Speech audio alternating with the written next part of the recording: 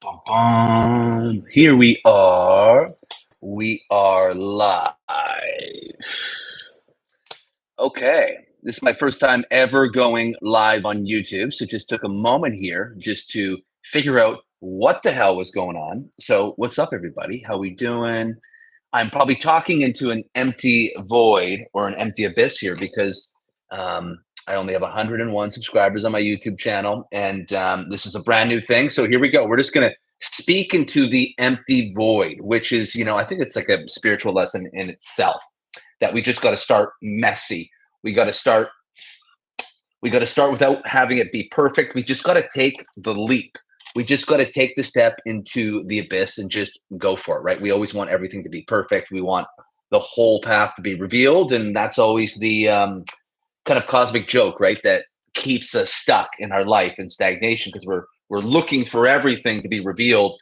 And the truth is that it's never always revealed. We only get bits, threads, chords revealed to us as we go, right? So we take a step, and then God's like, oh, here's another thread you can grab onto. It's like you're climbing up a rope. You know what I mean? You only get little bits and little bits at a time, but we want the whole damn thing, right? Because we're humans and we're fucking scaredy cats and we're afraid to be like, oh shit, I'm in just the great unknown here. But that's where the magic happens, baby. That's where it happens. So just let everyone know if you're like, who the fuck is this guy? If you've just stumbled across this live right now, or if you come across this recording at another period of time. My name is Jamie, and I'm a spiritual teacher. I'm a shamanic healer. I'm an artist, writer, comedian. I work in this process called Divine Energetics Method, which I have created, which is about just moving into source frequency. How do we in our life move to source frequency and our absolute greatest sovereign power on our own, in relationships, in our power, career, every sort of aspect of our life. And so that's a little bit of who I am, and I'm going to be doing these lives a lot more because fuck Instagram algorithm, right? So I'm just going to be doing not Instagram live, but YouTube lives a lot more often. So if you stumbled across this, you're like, there's some good little nuggets in here, Jamie. There's some good little nuggets. I found a couple nuggets in there that I might want to put in my pocket for later. Then come on back, because I'm going to be doing these hopefully once a week, but no promises because we're just starting out the gate. So cool, guys. So what I was going to talk about today was karmic spiritual relationships. Plus, there was a few questions that people had asked just for my Instagram. I had put out that I was going to be doing this, and so there's just a few questions that people had asked me. And so I think what I'm probably going to do is answer a couple of these questions right off the hop to kind of like move into the material. Ursula, there we go. Good to see you on YouTube. I'm glad to hear that chat's working. So amazing. But so I'm just going to do a couple Q&As first to kind of get the ball rolling here, to kind of get the blood flowing with the topic here. And then we'll kind of roll into some of this idea of karmic spiritual relationships. So the first question I'm going to answer is, it's very sort of practical of the earthly world. And just so people know, like, even though I'm a spiritual teacher, like, I'm very much like, let's ground this shit in reality, baby. Like, I'm all about going 12D. Let's go 12D, baby. I'm happy to go 12D. Let's go get that 12D, but let's fucking merge it down to the 3D. It's a fucking just bring that 12D right into the 3D. It's like, so then we're actually 15D, because then you got 12D plus 3D. So like right now, I'm like 15D because I just felt the 12D just come down, and we're already 3-dimensional human beings. So I'm all about that 15D, baby. You got to get that 12D coming right down. So the question was, advice for a spiritual woman struggling to date and find a man of God. Oh, that's a big one, eh? And that's a very just practical one. So the question was, I'm a very, very spiritual woman, and I'm trying to vet and find a man of God. How does like a woman, a chick who's tapped into other dimensions, who's, got a fucking astrology book in her purse at all times. She's got the crystals, baby. She's got the crystals, but she's got everything sort of happening in her space, and she's really, really being called. And how does she vet and find a man of God? Well, here's the first thing, very, very practical thing. Stay off the dating apps. Like, I don't do the fucking dating app shit, but I'm just gonna say I don't think you're gonna find a man of God on a dating app. A dating app's great if you just want to find regular Joe Schmo. You know what I mean? Maybe regular Joe Schmo is like open a little bit to spirituality, but you're not gonna find a man of God on a dating app. They're just not doing that shit. And the reason why I say it because I'm a man of God, and there's no chance in hell I would ever go near a dating app. It just you will never be able to find people that are in alignment in the way that you want. So, first caveat, if you're a woman, you're wanting to find a man of God, stay far, far away from the dating apps. Secondly, the biggest thing I think with this is that it comes down to like this scarcity sort of abundance idea that, you know, we can be someone who's moving into alignment of source, right? We can be on this path and moving into alignment of source, but we can still have scarcity ideas when it comes to dating relationships. So, maybe we are someone who's really gifted, we're a witch, but we look out at men and we're like, there's no good men or there's no men of God. And even while I will say, there's definitely going to be more women because of biological reasons that are tapped into all these higher frequencies and that are tapped into God. There are so many men who are men of God and tapped into this. But the piece is that it's so much of how much fear are we still holding in our body, right? How much fear are we still holding in our body? And we could be this really spiritual person, but if we haven't really, really done that deep, deep work to totally move into our power, and a big reason why we might be, okay, where are all the men of God, right? And probably what might be happening is there's some aspect of our own power or feminine radiance that we're kind of filtering, right? That we're kind of like holding back on. There's some part of this being as big as we possibly could that we're just kind of containing, we're holding back on. And that's going to be represented in like, there's no good men, we're all the good men, because we're really contained in some aspect of our power. So you might be a really spiritual chick. You might be like a woman who's really tapped in. But I bet if you're still looking out at dating and you're like, where are the men of God? Then there's definitely going to be some aspect of your own power, your own feminine radiance, your womb energy that you're contained and you're constrained with. Because if you were blasted open with that, all you would have in your space are men of God, right? For the most part. Obviously, there would be some men that would be like, oh my God, she's very radiant, but they weren't aligned, right? But when you do that work to really fucking unleash your shit, and you're way out there, and you really, really unleash your shit, you change a paradigm where all you see is possibility. All you see is opportunity. All you see is, it's very crown energy. So the crown right here, the crown chakra is always proportional to how expansive the field is. So if we're like, oh my God, where are all the good men? There's going to be a block in the crown. It means there's some block in us allowing our sort of source divine gifts to live through us. And so then now we're out there and dating and we have very much like a limiting belief. So, wondering where all the men of God are. Well, I understand the validity to that. It also still is a limiting belief. And why are we pulling from a limiting belief inside of us? It's because of fear. There's some aspect of fear, right? And it's kind of that when it comes to this path of like dating, when we're tapping into God energy, we have to fully surrender to God completely, right? So, and there's so many spiritual people who haven't done that. I'd say most spiritual people haven't fully surrendered to the energy of God, but they're like, oh my God, I'm so tapped in. But you're never really going to be able to magnetize a man of God, a divine masculine man, a man who's got this like really, really big mission that he's really, really focused on.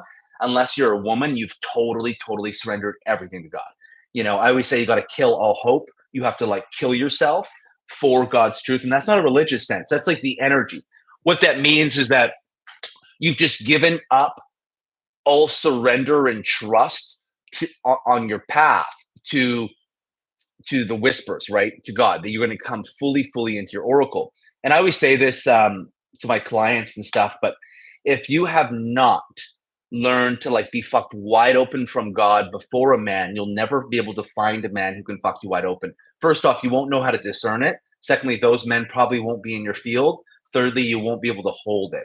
So if you want to really be able to hold the ravishment of like masculine energy, it's all about, I teach this in my program Ravish for women called Divine Daddy Submission. So it's about being able to submit to the universe as if it were the masculine. So you just imagine the universe is masculine energy. And we kind of, our relationship to the universe is very much scarcity or abundance. Do we see the universe as like inherently always providing for us? That the universe is always bringing everything that we need at every single moment to create the next iteration of our life. So, but if we have a really scarce, a lot of fear, a lot of threats, central nervous system is really like always on guard sort of thing, then we're going to look at the universe and we're going to be like, there's some distrust, right? There's some distrust with the universe that, this idea where good shit happens, but we're waiting for the other shoe to drop. You know what I mean? Where, okay, this is good, but when's it going to go bad? So it's like you're dating someone new, you're getting to know someone, you're like, oh, they're really great right now, but I know they're going to be a psychopath. I know they're going to be hiding in my bushes. I just know it, right? That's just like fear and scarcity. I'm going to sneeze. Got the flared nostrils. Maybe God's speaking to me right now. But you know that whole thing, like when something's going good in your life and you can't really hold it, and your mind immediately goes to when's it going to turn bad. That just comes down to scarcity, abundance. So we can't hold good things, and so that comes down to what I was getting at is our relationship to the universe, right? And we need to have this relationship where we see the universe as a place that is always providing through provision. That the universe is, and I shot a video on this yesterday for the content for this course. The universe is always providing for us exactly what we need. And you guys, the really tricky thing about the universe is if you imagine the universe as masculine energy, right? And you were to feel into the universe's masculine energy, what I feel you find is that and when I feel into that, because I teach this, and so I've had to like do it and work through it in my own sort of way of feeling the masculine energy of the universe. And so it feels, and you imagine the universe is divine masculine energy. And so it feels magical, right? It feels very like bright, vibrant, magical. So you would imagine you were a man, or just imagine like a magic man, right? Or a man that's connected to God. He's going to be playful. He's going to have a lot of joy. He's going to actually be radiant. He's going to kind of be like really clear. Like he's going to feel like he's glowing. He's going to feel light energetically. He's not going to feel heavy. He's going to feel really light. He's going to be really, really connected to magic. He's going to be like positive, but not like positive bypassing, but he's going to have the capacity to alchemize things. When I say alchemize things, means you can be able to reorient your system around things really, really quickly. When we have like a really, really fixed nervous system, then what happens is we can't alchemize or reorient. We kind of get stuck. We're like, like things aren't how I wanted them to be, right? And we get really, really stuck in that space. And so when we can alchemize something, it means that there's a fluidity to the system. There's a fluidity to the nervous system where we're able to move and alchemize and reorient the system. So if you imagine the universe as the masculine energy, that's one thing that I feel. The other thing that you feel is there's a challenge. There's like, like you're really going to have to be with an integrity or else I'm going to make your life difficult. That's what I feel when I imagine the universe as masculine energy. It's very much this powerful energy that if you don't work with it, that it will work against you, right? So when you feel into the universe, you feel the magic. And this is very much, if you're a single woman and you're like, how do I create, I call this the prototype. How do you create a prototype in my body for divine masculine energy? You need to learn to interchange with the universe as if the universe were masculine energy, right? The universe is both masculine and feminine energy. That's what the whole universe is. But for the purpose of sort of this practice, you imagine that the universe was masculine energy, right? And it's basically this idea where if you don't trust yourself at the deepest possible level, if you don't attune to the whispers of the oracle, right? that real deep truth in your body, if you don't live your life in accordance to that level of alignment, shit's going to get disrupted. There's going to be a lot of obstacles. There's going to be a lot of challenges, right?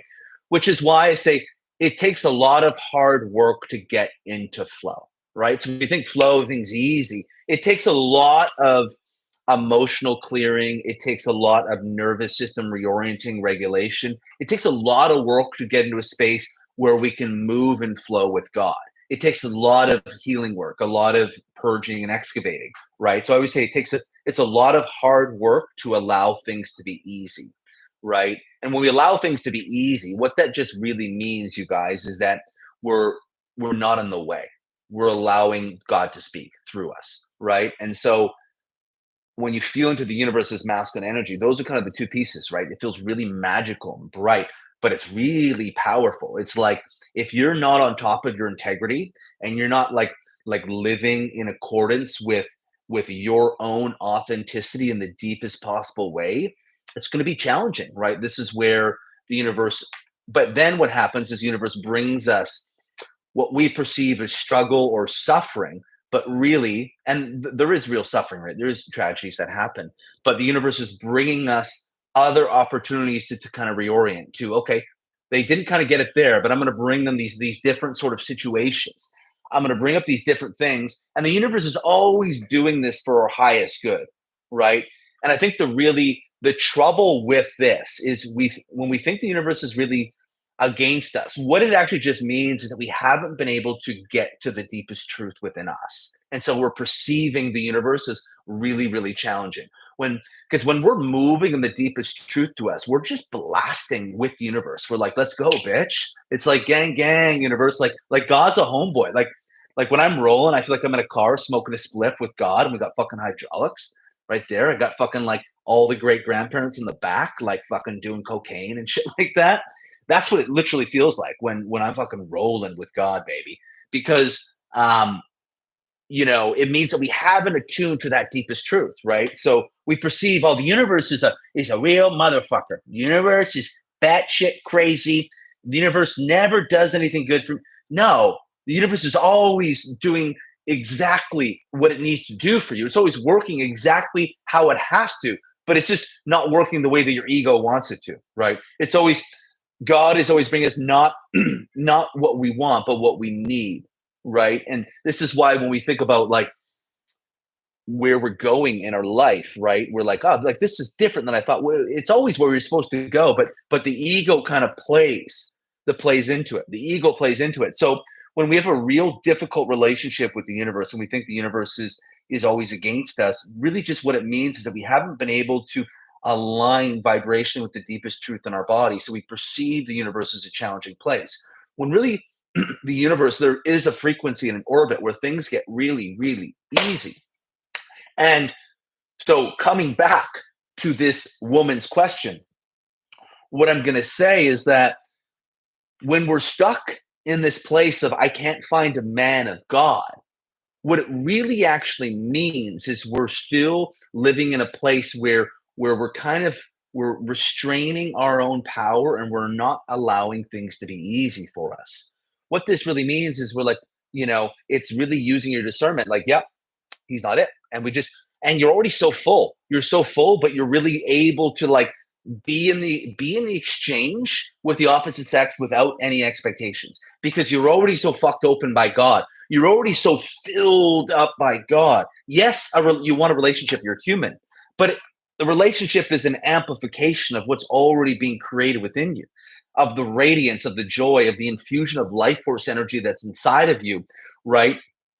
This relationship amplifies. It doesn't just give you it. It amplifies it. It amplifies it.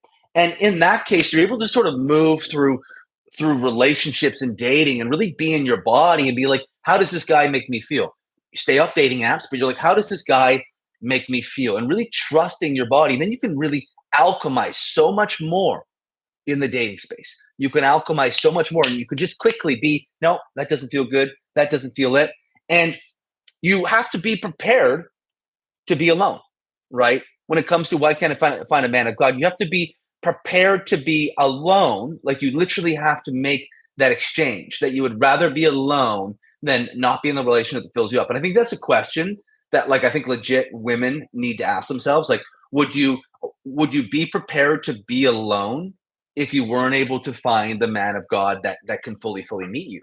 And I think a woman really needs to consciously ask herself that question. And if she's not, then, really what she needs to do, what she needs to know is that she probably will have a hard time meeting that person, and probably end up settling and sacrificing important parts in a relationship if she's not able to consciously sort of make that admission. Because that's literally the stakes that we have to be at, right? That's the stakes we have to be at.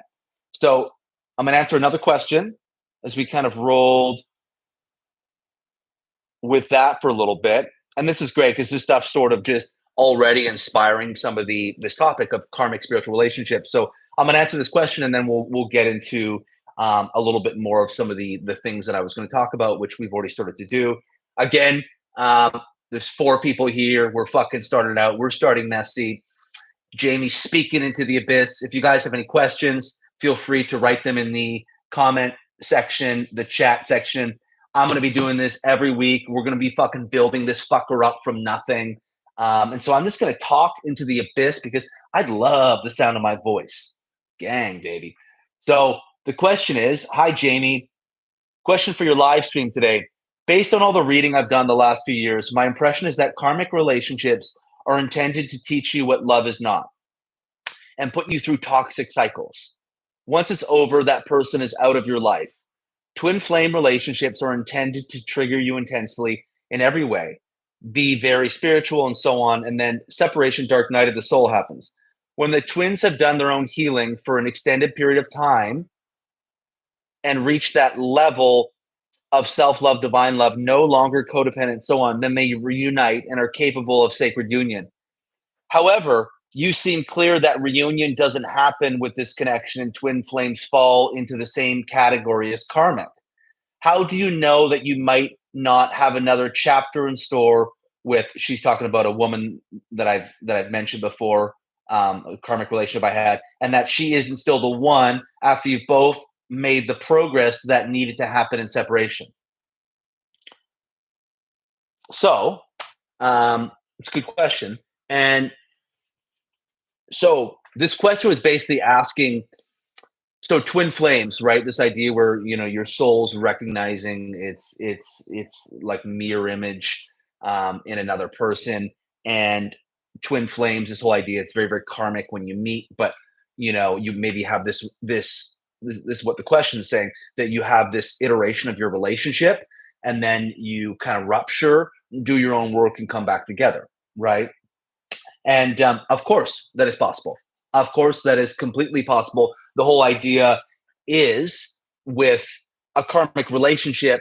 And here's the thing that I will say about that. So, of course, you have a karmic relationship.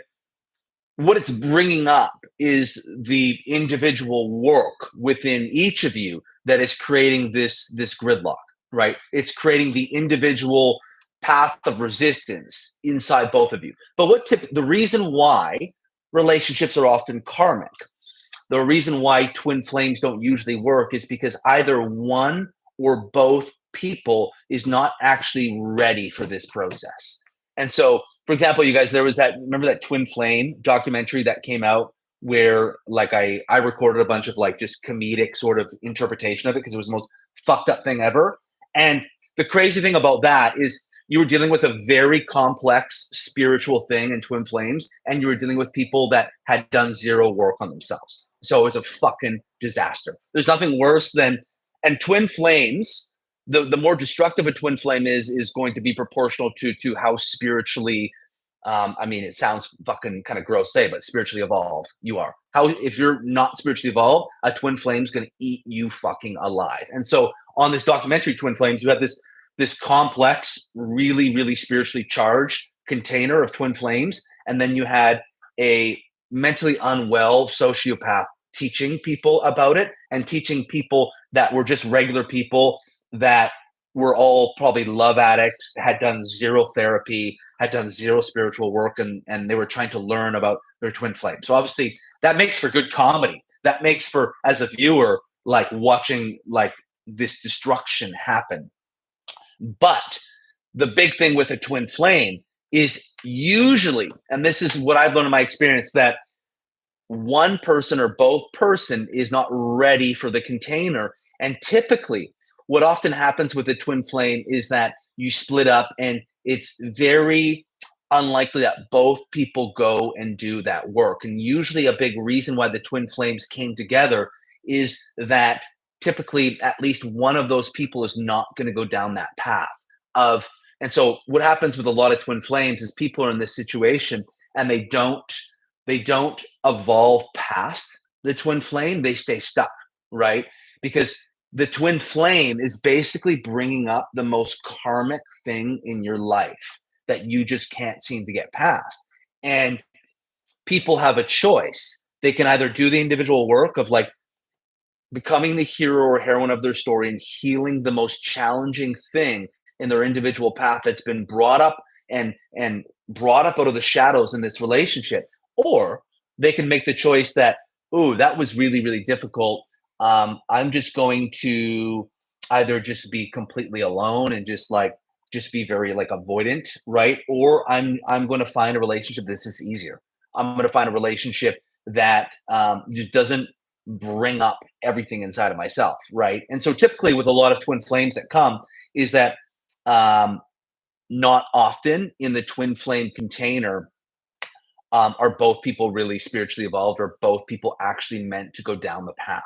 So if both people are really, really meant to go down the path and they're both doing their individual healing work, then twin flames can actually like legit be together, right? They can actually be together without even having to have a rupture. They can find each other and be together. I would say that it's probably going to be a challenging dynamic, but you can still make it work. But the problem is, right, is that usually, but that requires two people that find this relationship at the right time in orbit, the right time in their sort of trajectory.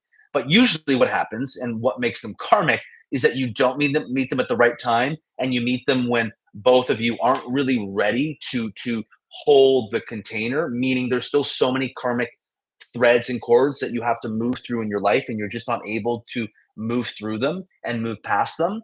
Um, and so the question was, can you like reunite? And of course you can. Of course you can. But also I will say that these relationships are often so challenging that and I'll speak to my situation because I went down that road with someone. And I think it's the type of situation without even being spoken between us that it was so much that I don't think either one of us would ever want to open that again because it was just so much. And I think that's what happens with these relationships. They're so like unhealthy. They're so toxic sometimes. They're so charged. They're so difficult to like let go of in any way. Like breaking up these situations is like, you probably break up 30 times, 50 times before you even break up, right? So you're like, like and so what happens without that relationship typically is like life is calmer, right?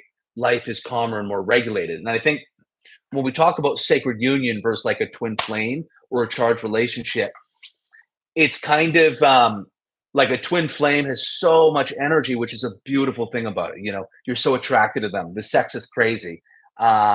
But you can't really land your footing in reality, right? There's too much triggering, there's too much contention. You guys loop together.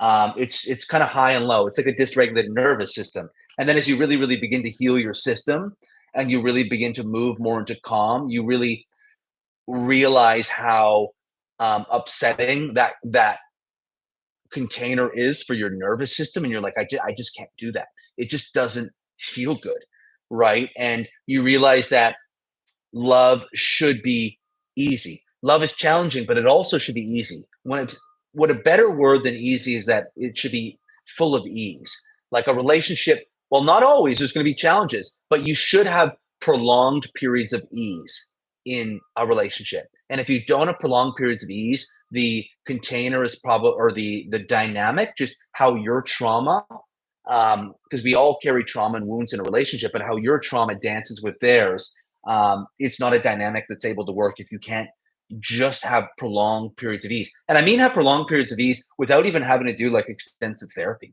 right?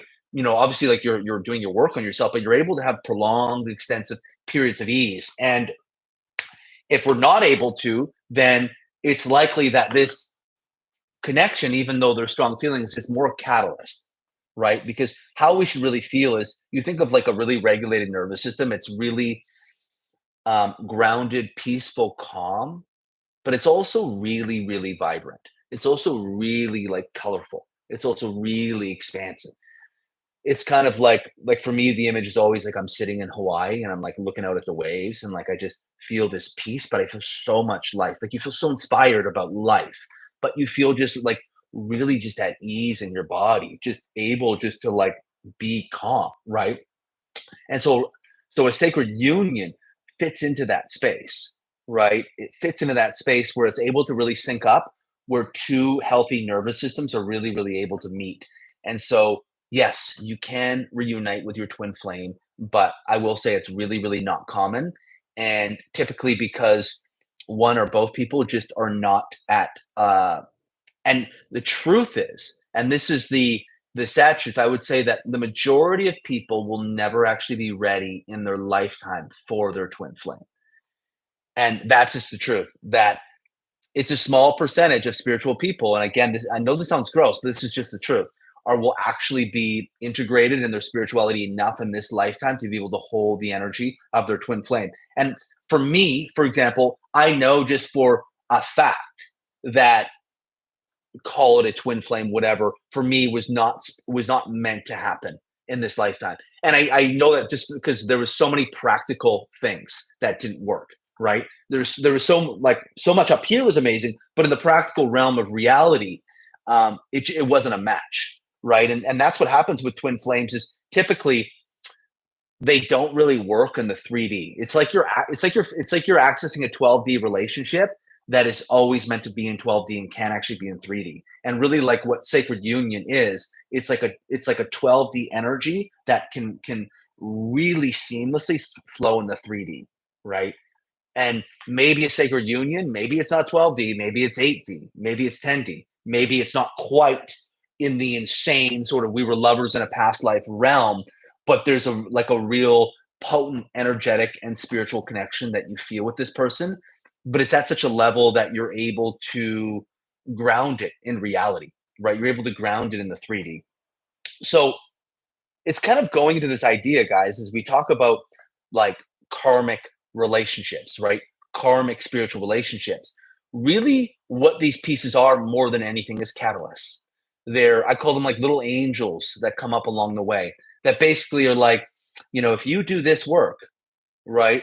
That it's bringing up parts of your shadow, parts that you haven't, that you need this person to be able to unearth, right? So my initiation that I went through from basically the acute parts of it was all of 2021 and all of 2022.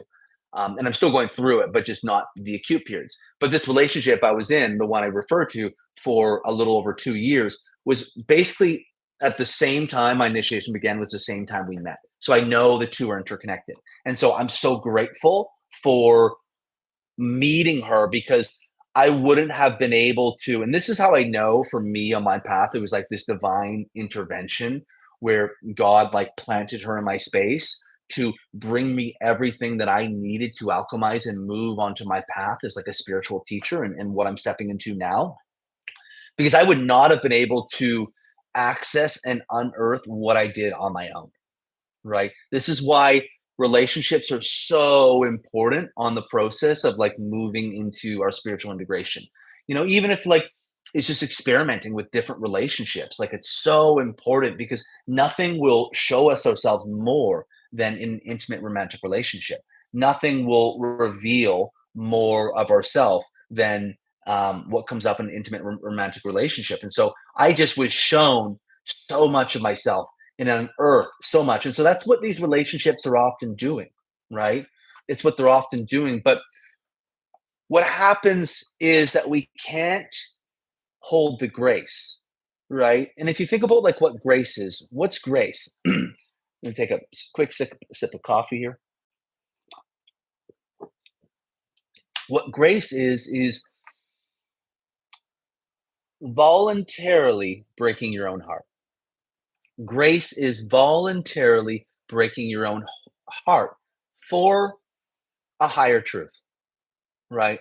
You're voluntarily breaking your heart for a higher truth, that you're breaking your own heart to actually just be in service of the whole container, right?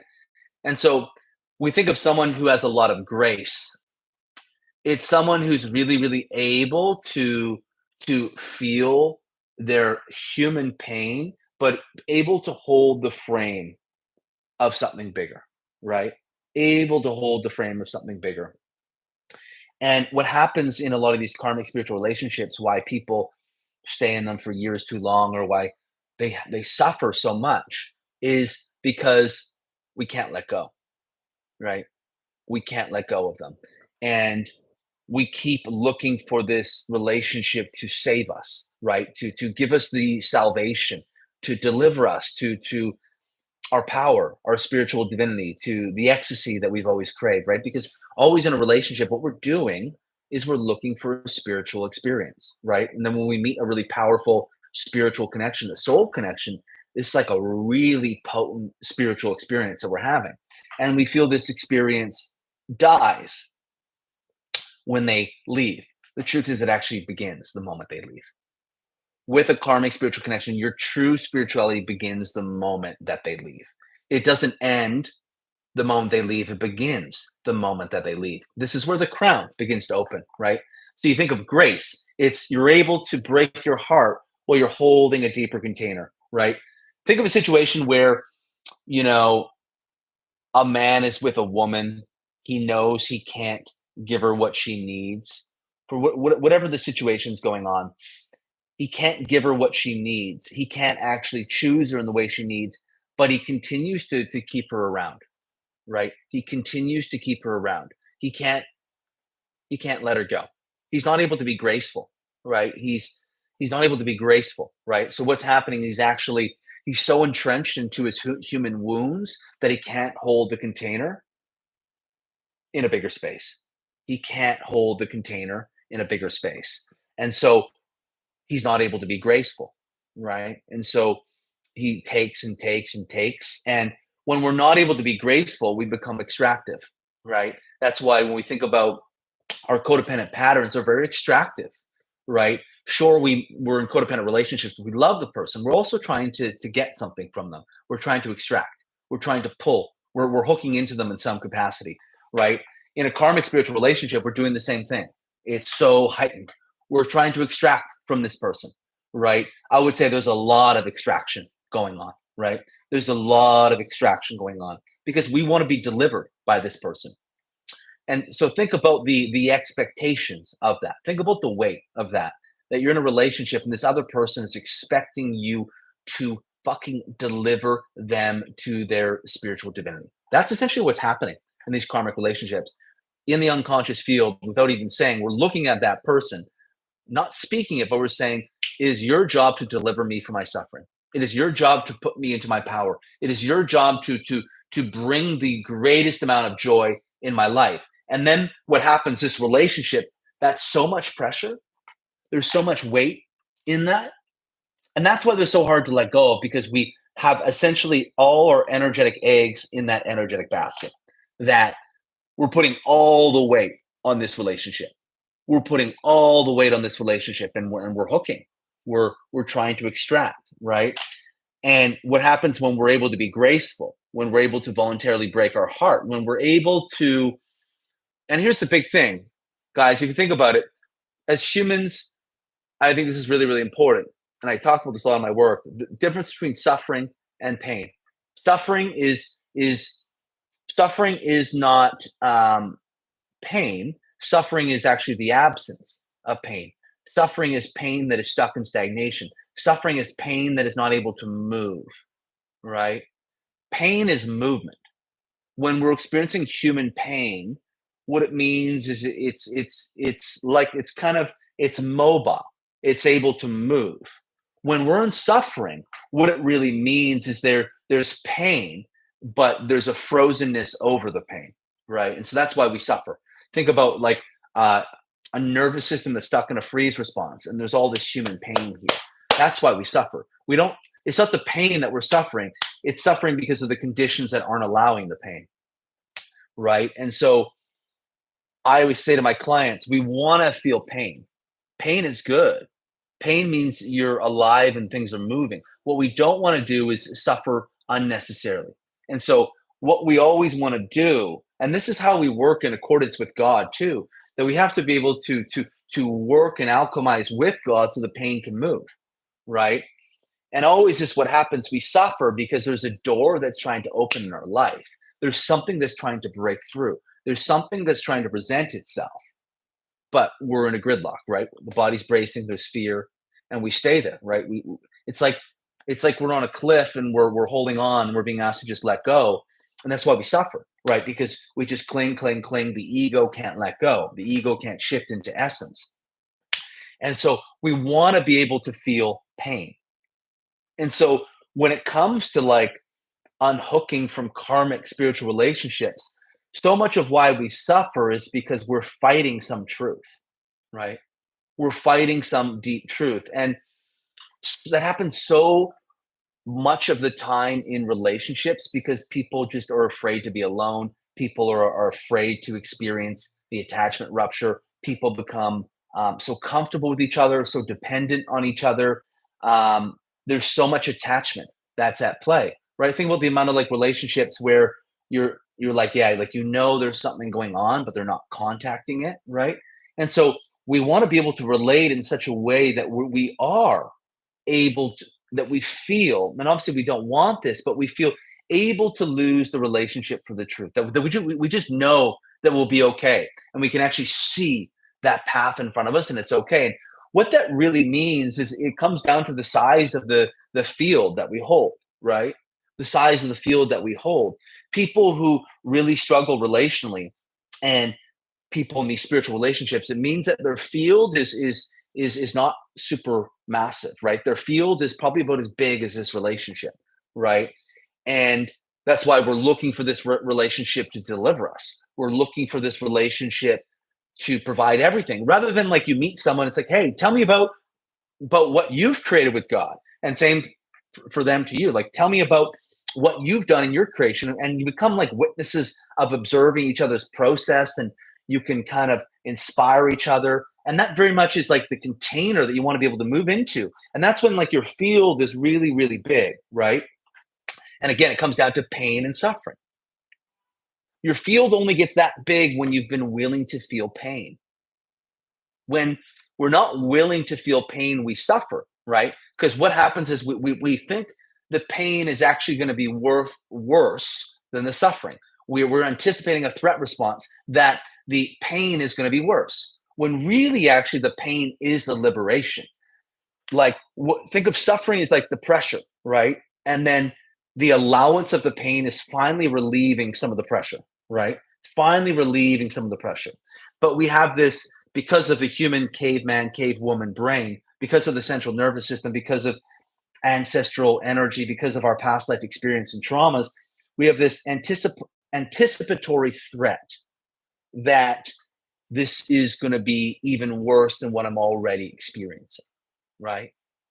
But it requires us to take that leap without the assurance that it won't, right? But then as we take that step, we find out, oh, this is what I was afraid of the whole time. Really, I was afraid of my freedom. Really, I was afraid of my freedom.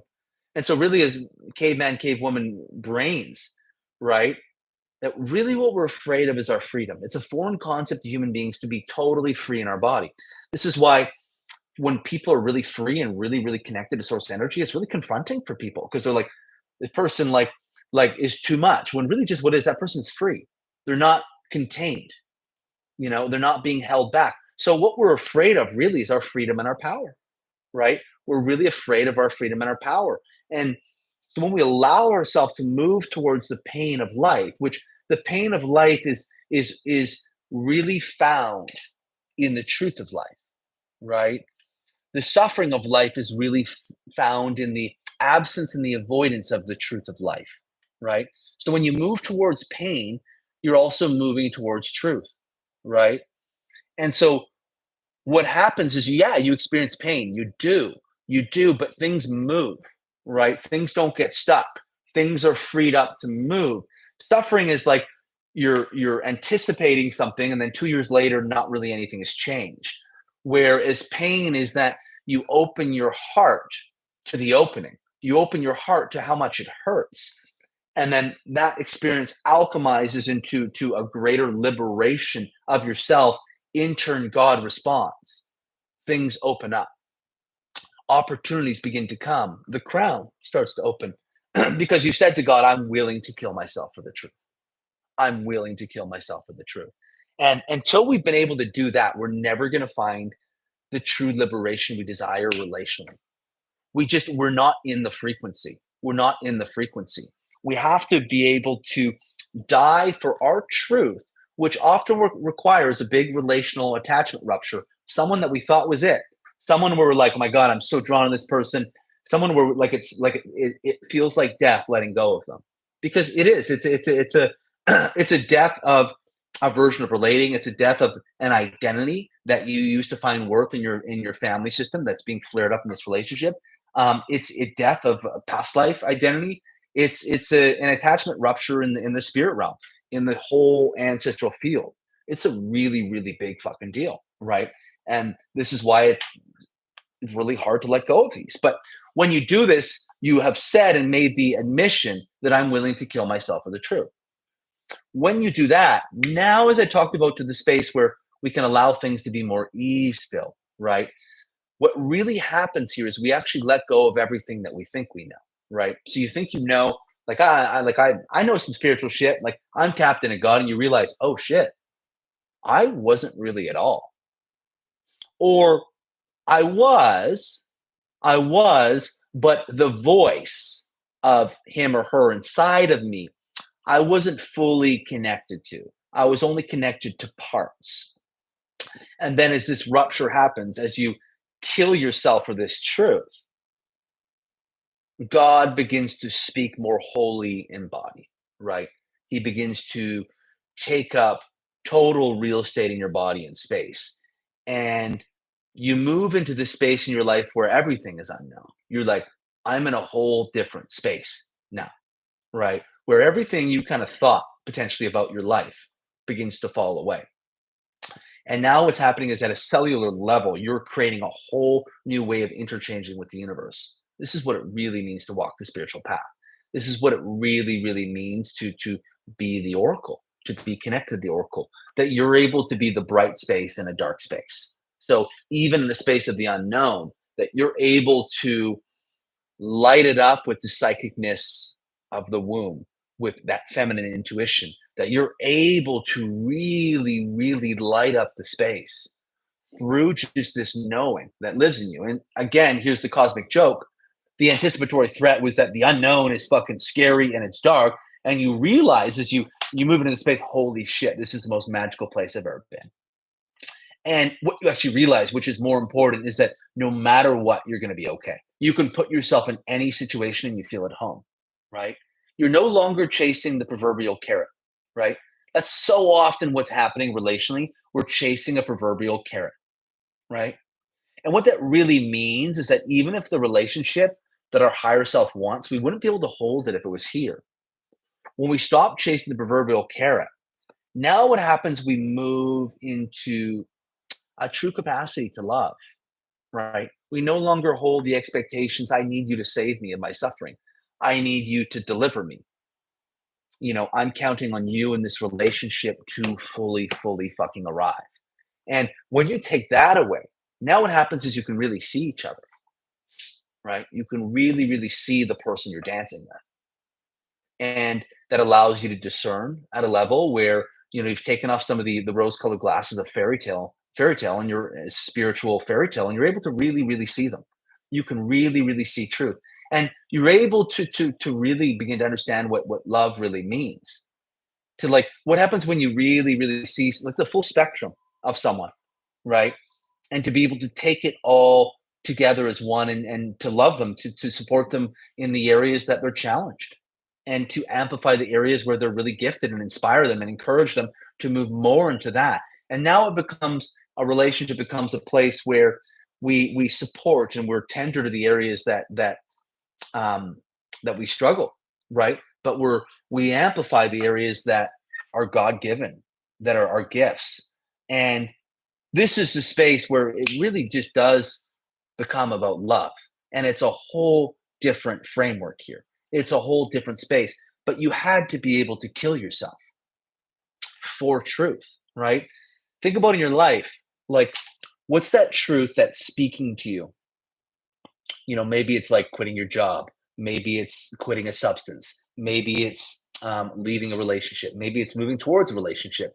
Maybe it's relocating. Like, what's that truth in your life where, and I shot a video on this yesterday, and it's about reorienting your relationship to the unknown. But what would happen if you took a step?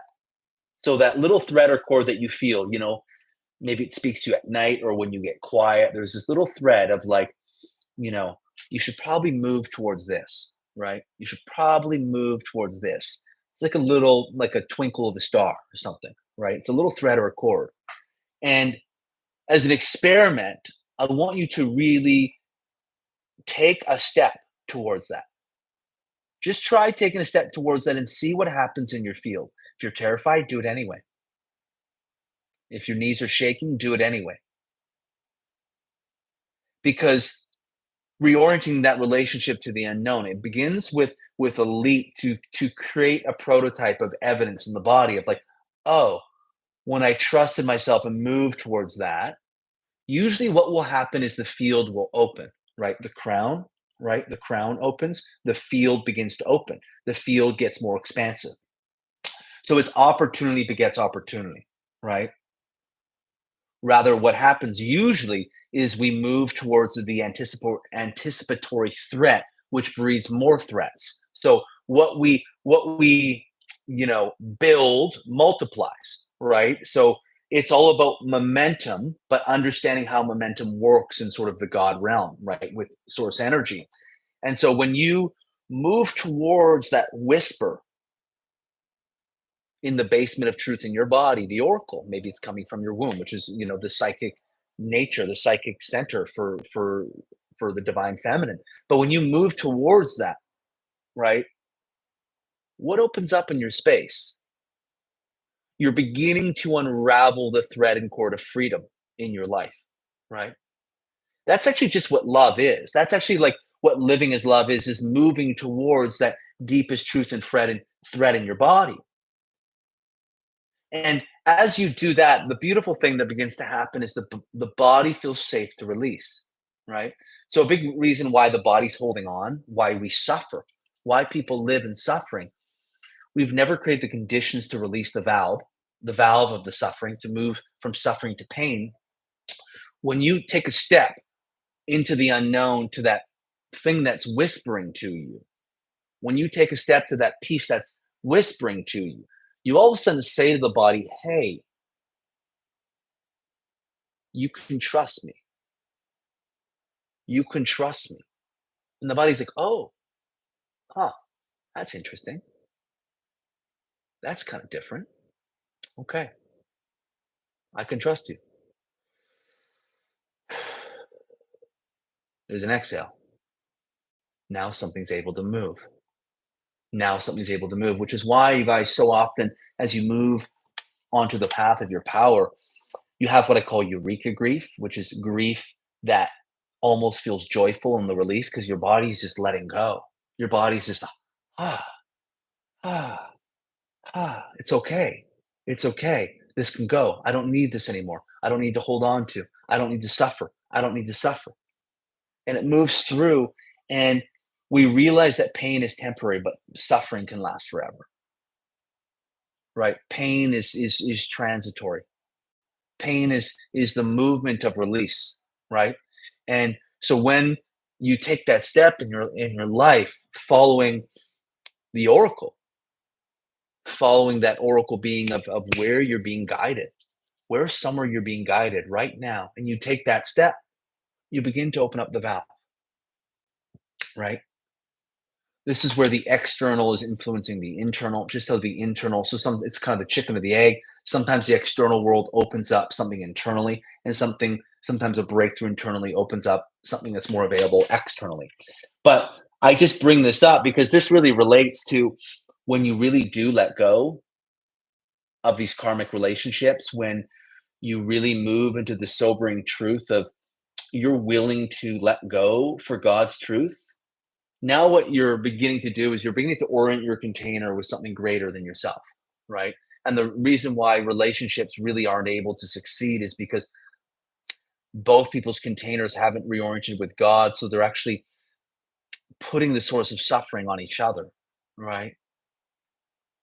They're putting the source of suffering on each other. We're not able to hold the human emotion of the space with a greater container to be like, how can we work in service of the energies here? How can we work in service of the energies here? And so when you begin to step away from that karmic relationship, you're reorienting your container with God, right? I call this the God attachment system, which in this space, now you have more of a container and a frame to hold human emotion, to hold human pain, right? Now you're able to hold a container for things to alchemize, right? For your capacity to alchemically be able to move and work things in your body. And what you really learn here is what you thought was going to be the end of your relationship to God and spirituality was actually just the beginning of it. And you actually just finally engage in a process of truly learning to let go. Which, when you say letting go, it just means what's the deepest truth here? What's the deepest truth here? And the ego and attachment and fears, and we hold on and we fight it. And that's why we suffer, right? And so in these karmic relationships, typically we hold on way harder than we should for way longer than we should, because it's the human attachment, the human fear, um, these imprints that we have with our suffering, that the worthiness we have our own suffering. We're afraid to actually be free. We're afraid to actually feel really, really, really fucking good. And then as we pull away from that, we realize that God should be ease filled, that God is radiance, that God is joy, God is play. God is not this sitting in meditation, this structured sort of discipline. No, it's innocence, it's playfulness, it's joy, it's allowing your light to move through, just to be the offering of your spirit. And in this case, you really begin to allow it to move through, and your entire life starts to change. All right, everyone. So I've been rambling on for a long fucking time, so I'm gonna leave it there. We went in a few different directions here.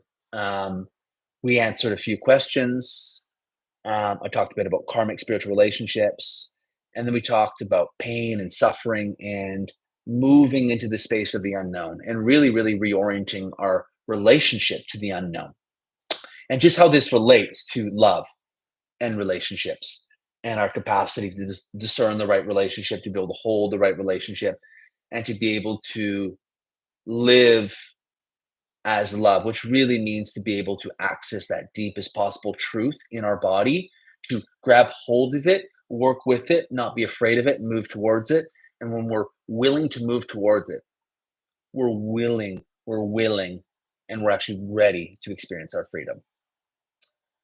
Okay, everyone, thank you so much for the few of you guys, if you were here tuning in. Like I said, I'm going to be doing these YouTube live streams regularly. Even if there's no one here, I'm going to keep doing them. My goal, I'm going to try to do one a week. And so, yeah, I'll be promoting them on Facebook and Instagram, so you can see them there. But subscribe to my YouTube channel. We're going to be talking about the spiritual transformation. We're going to be doing it in a very unfiltered, authentic, sometimes comedic, fun way, because I think this industry really needs a new fucking flavor, and too many people in this space have their fucking dicks right up their ass. And so we're going to let the freak flag fly a little bit, have some fun, and also tap into some big shit, but also bring you creativity, entertainment, and comedy. So you're so welcome, Sarah. Moss, I'm so happy that you were here and tuned in. That means a lot. And Ursula, the evil fucking sea witch. All right, everyone. Have a great Monday or evening or wherever the hell you are in the world. And we will see you in the next one.